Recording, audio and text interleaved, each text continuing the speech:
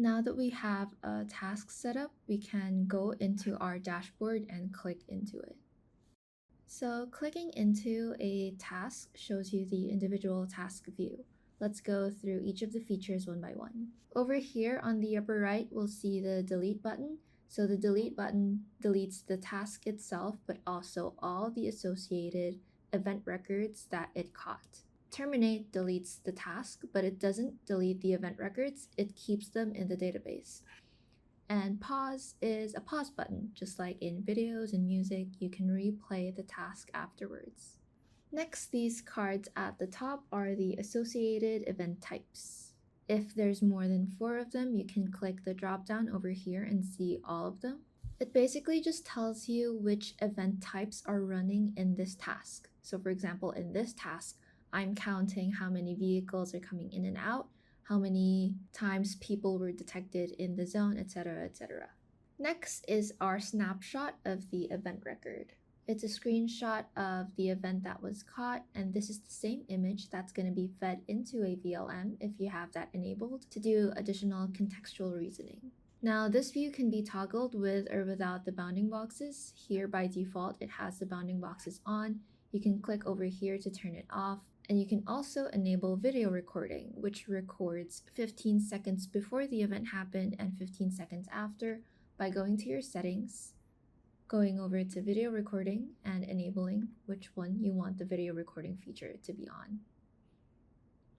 I'll keep these off for now. Next, we have toggles for our brightness and contrast. This is for the user's reference only. It doesn't really adjust what image was used when running the inferencing. The benefit of this is if the event is running on a very dark photo and it caught a person and you want to look into that person in more detail, you can adjust the brightness or you can adjust the contrast. And next, as shown earlier, here's our timeline of the last 100 events that were recorded.